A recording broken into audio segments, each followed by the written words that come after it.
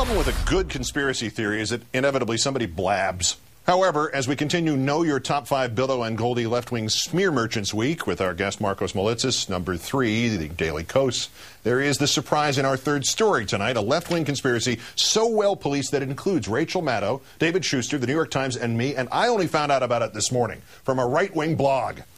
The reality of this, as reported at Politico.com today, quote, for the past 2 years, several hundred left-leaning bloggers, political reporters, magazine writers, policy wonks, and academics have talked stories and compared notes in an off-the-record online meeting space called Journalist.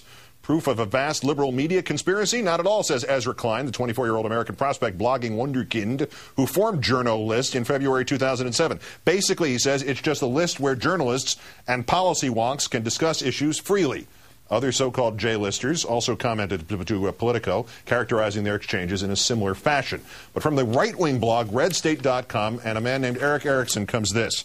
Politico this morning shows the left has moved into a secret email listserv where left-wing bloggers, policy guys, and journalists collaborate online to form news stories that inevitably skew to the left. Wait, it gets better than this. I'm told such luminaries as David Schuster at MSNBC, Keith Olbermann, Rachel Maddow, a host of New York Times Magazine writers, Frank Rich, and others all collaborate on this list. You're told? You're told by what? A voice in your own head? Checked with David and Rach. None of us are on the list. I had never even heard of it until somebody told me about the Red State note. Rachel hadn't heard about it until I asked her about it this afternoon. Now that's a secret left-wing conspiracy. It's so secret the people who are in it don't even know they're in it. Besides which, everybody knows I take my instructions from our next guest, the founder and publisher of DailyKos.com, Markos Moulitsas. Good evening, Markos. Congratulations on being number 3 on the list. Thanks so much. Glad to be here. We'll get to that Billo list in a moment. First, something else from Red State. I am told quite reliably, I might add, that left-wing bloggers and policy guys use this site as an express train to get their ideas into the mainstream media. The questions now are, who all is on the list? What hit jobs have come through this list? So the journalist thing gets magnified into a permanent record of some sort of what everybody on the left is doing when we all have this groupthink. Should we be surprised that this is the interpretation of this by the right? I don't think it's surprising at all, actually. I mean, what you have is a situation where the right has been completely discredited, and they're casting about for reasons, because as we know, conservatism doesn't fail. It can only be failed. So if it's not them, then what could it be? And apparently it's these conspiracy theories.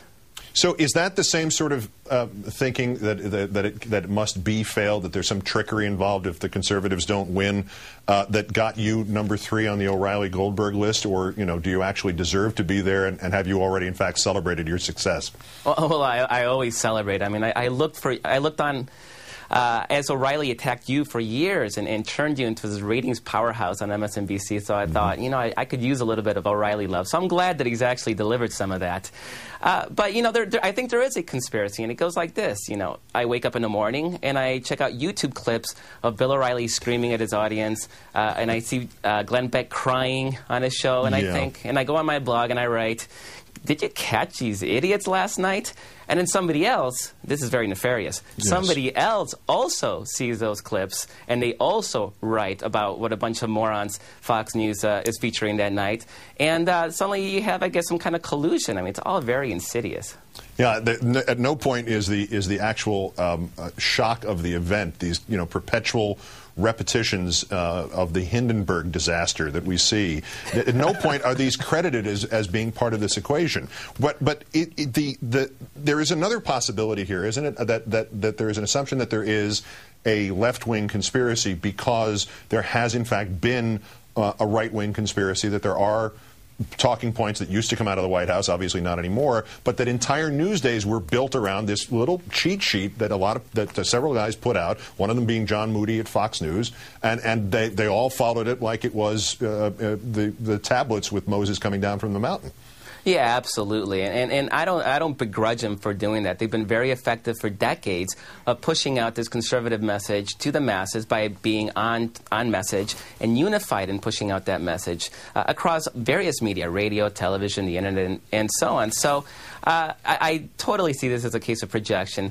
Fact of the matter is, people like me get too much email already. I'm sure you get enough email. Do you really need to be on another list to have somebody tell you what to think when we can really think for ourselves? Thank you very much. Plus, we don't have time to read all these emails that we're supposed to get. Isn't that? I mean, that's the bottom line. People think, they're vampires. They never sleep. While we have you here, let me ask you about something of substance in the news. It has not gotten the attention it deserves nationally. The latest of the endless series of the Norm Coleman defenses in this litigation against the man who beat him for the Minnesota Senate seat, Al Franken. John Cornyn of Texas is now citing Bush v. Gore. What does Bush v. Gore have to do with Coleman v. reality? Well, Bush v. Gore was obviously a partisan hack ruling that was so bad and so unconstitutional that the Supreme Court itself, the majority, said, don't ever cite this decision ever again, because they knew it was very poor legal underpinnings. But it was a hack partisan decision designed to make sure that their favorite candidate, George Bush, won the presidency. Now, of course, Republicans are very, very much desperate. They want to hold on to that Minnesota seat. This is going to be seat number 59 for the Democrats. They're doing everything they can, and they are praying for their own hack partisan ruling from the courts. They're not going to get it. It's only a matter of time before Al Franken is actually seated and is rightfully called Senator Al Franken. Good thing, too. Marcos Molitzis, the founder and publisher of Daily Kos, number 3 on the list of the top 3 left-wing smear merchants. Thank you, and don't forget to send me my email full of marching orders in the morning. Absolutely. Thanks so much.